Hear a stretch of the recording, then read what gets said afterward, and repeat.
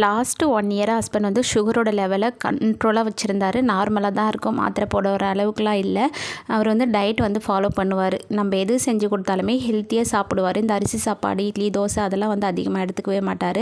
ஃபங்க்ஷனுக்குலாம் அதிகமாக போவோம். இந்த பழம், ஜூஸ் எல்லாம் வந்து அதிகமாக எடுத்துக்கிட்டாரா. சரி, இந்த மாதம் செக் பண்ணும்போது பார்த்திங்கன்னா கொஞ்சம் அதிகமாக இருக்குது, ரொம்ப அதிகமாகலாம் இல்லை.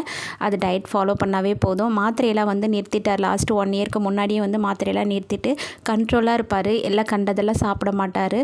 அந்த மாதிரி இருந்ததா. இப்போ சிறுதானியங்கள்லாம் வீட்டில் சுத்தமாக காலி ஆயிடுச்சின்னு சொல்லிட்டு தொடர்ந்து இட்லி, தோசை, சாப்பாடு இந்த மாதிரி தான் கொடுத்துக்கிட்டு இருந்தேன்.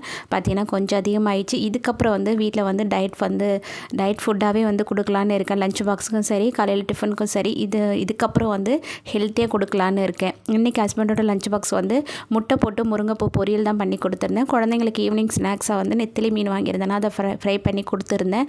இந்த முருங்கைப்பூ பார்த்திங்கன்னா பிபி, சுகர் இதெல்லாம் வந்து கண்ட்ரோலாக வச்சுருக்கோம். ரொம்ப ரொம்ப நல்லது.